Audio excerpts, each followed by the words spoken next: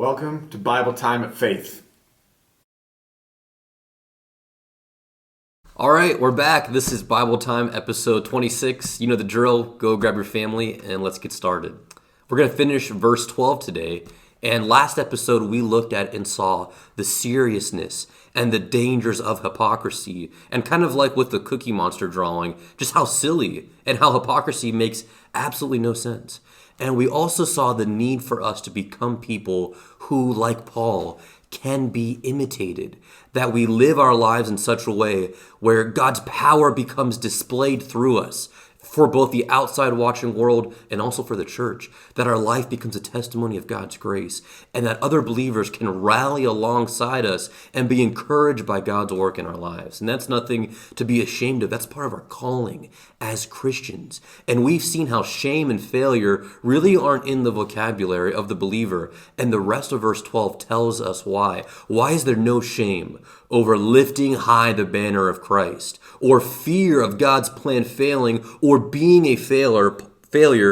Paul says, "For I know whom I have believed." Paul says, I bent the knee to Christ. I surrendered it all. That I abandoned it all for him. My hopes, my dreams, my will, my ambitions, everything. You know Galatians 2:20. It's no longer I, but who? But Christ who lives in me. Paul says, that's where I am and that's where I'm staying. It's a fact. And you get the point. Paul's point is that I cannot be moved. In the same way that you have a boat and the captain of the boat, there's the water.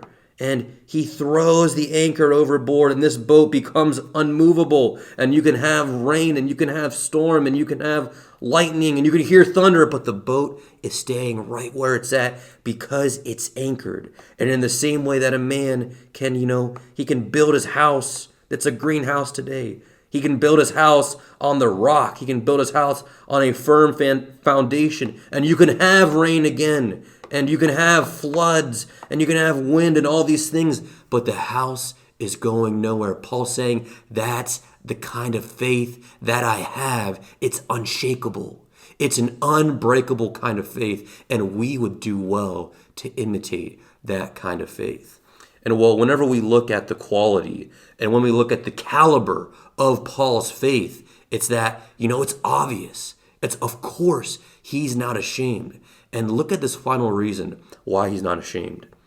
And I am convinced that he is able to guard what I have entrusted to him until that day. Paul says, my mission of bringing the gospel to the Gentiles, to prepare the Gentiles for that moment where Christ is lifted high and exalted as king, from proclaiming Christ's victory over sin and death to planning and strengthening churches, his ministry, his whole life, everything. Paul has entrusted that to God. And he knows that God is the only one who can guard and protect and ensure that this work does not get destroyed. God gives the work of ministry life. God ensures that there is power behind this. The same power that is behind the gospel is the same power that drives ministry forward. That's why Paul entrusted everything to God.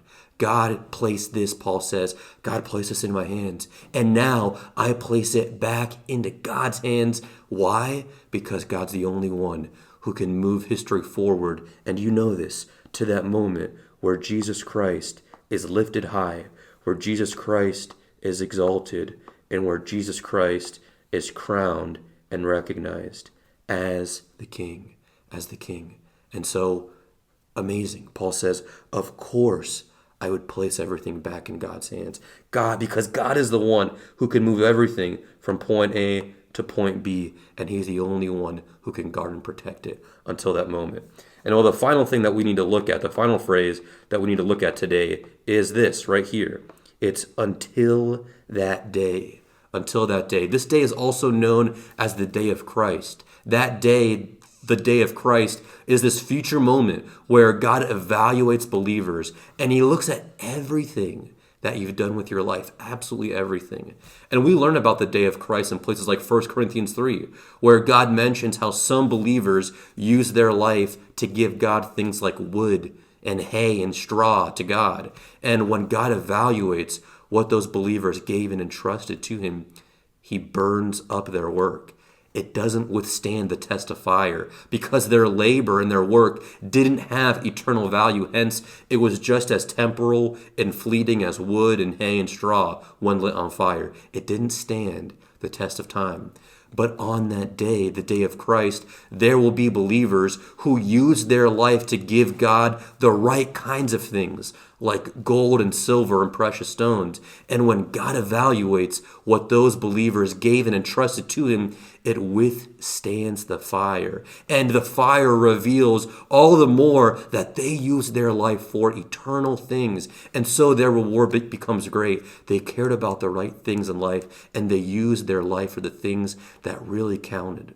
And so whenever Paul says, "For I am convinced that he is able to guard what I have entrusted to him until that day," he's looking forward to the day of Christ, to that future moment where God evaluates the life and the work of believers. And he's so excited for that because he knows that he didn't use his life to give God things like wood and straw and hay, that when eternity comes into focus, and when Paul will have to give an account of his life to God himself, he knows that he used his life for what really mattered. And there's no shame.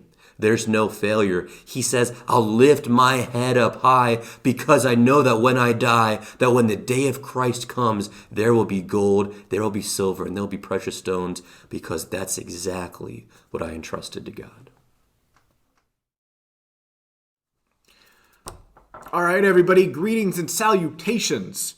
Episode 26, we've got 2 questions for you today, and both of them have to do with the day of Christ. First one is, are you excited for the day of Christ? What is the day of Christ? And if you want a little hint on that, you can go read 1 Corinthians 3, 10 through 15 and find out.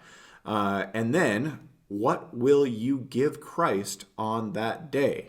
So if you didn't pick up on it, we want you guys to talk about the day of Christ a little bit.